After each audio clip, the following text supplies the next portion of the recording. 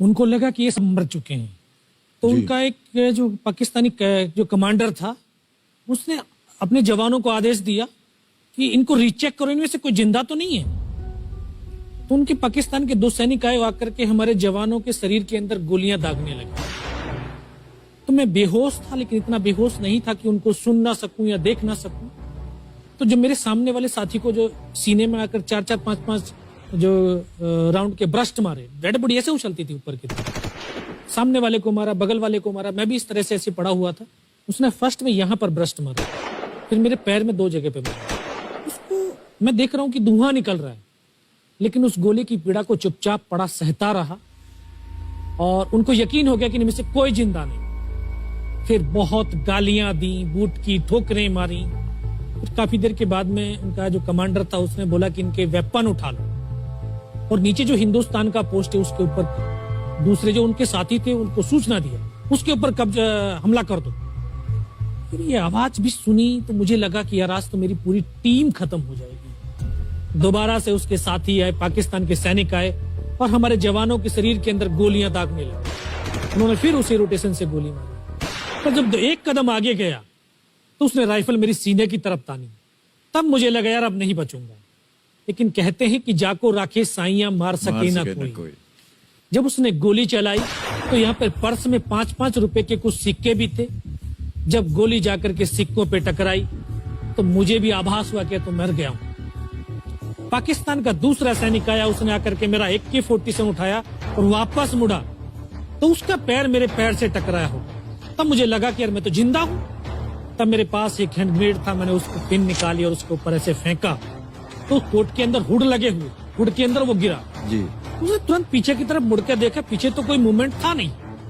तो जब तक वो ग्रेनेड को निकाल पाता ग्रेनेड फट गया, यहाँ से उसका पूरा सर उड़ा और वो हमारे ऊपर आकर के गिरा। जो पाकिस्तान के दूसरे सैनिक थे उनमें खलबली मची कि इनमें से कोई जिंदा है, कुछ बोले जिंदा नहीं, नीचे से रिइंफोर्समेंट आ गई। तो उनमें खलबली मची। मेरा पास वही एक मौका था, मैंने दोनों हाथों से उसकी राइफल को उठाने की कोशिश करी, ये हाथ हिला नहीं।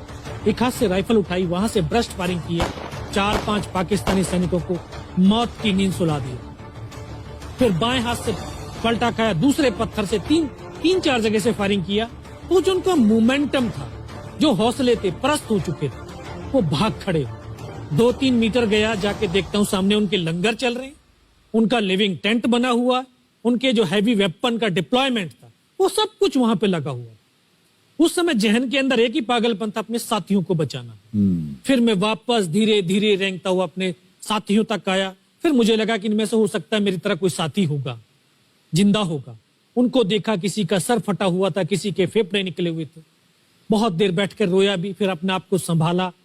चारों तरफ बर्फ ही बर्फ, पहाड़ी पहाड़। यह भी पता नहीं कि हिंदुस्तान किधर है, पाकिस्तान किधर है। 2.5 साल की सर्विस, 19 साल की उम्र, न उम्र का तजुर्बा न सर्विस का अनुभव। जाऊं तो जाऊं कहां।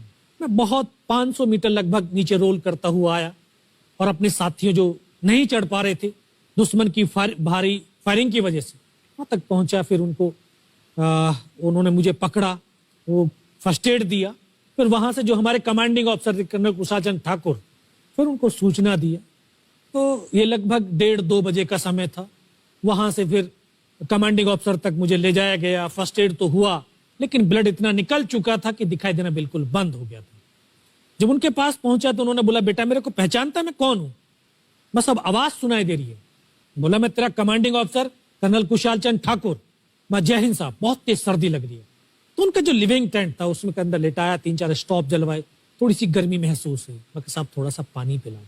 बोला, ठीक है पानी पिलाते हैं। तभी डॉक्टर साहब आए गए, उन्होंने ग्लूकोज की बोतल पिलाई, थोड़ी सी एनर्जी महसूस हुई। उन्होंने बोला, बेटा कुछ बता सकता हूं? मैं कहा, सब बता सकते हैं। तो उनको बताया कि सर ऊपर ये घटनाक्रम हुआ है और ये वहां की इंफॉर्मेशन है। तो लास्ट में उन्होंने बोला कि बेटा जवान की रिक्वायरमेंट क्या है? मैं कहा, साहब जवान की रिक्वायरमेंट अम्यूनिशन और फील्ड पट्टी की है। बोला, खाने के लिए नहीं चाहिए? सब भूख नहीं लगती। बस इतना कहते कहते तभी डॉक्टर ने कौन सा इंजेक्शन लगाया, फिर मुझे पता नहीं कहां पर हूं। फिर होश आया 3 दिन बाद, देखा ऊपर पंखा चल रहा है।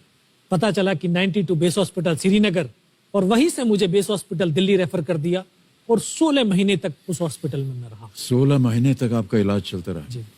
और वहीं पर हॉस्पिटल में ही मुझे पता चला कि 15 अगस्त 1999 को जब ये परमवीर चक्र का जो अनाउंसमेंट हुआ तो वो वहां पर ही मुझे पता चला। या सर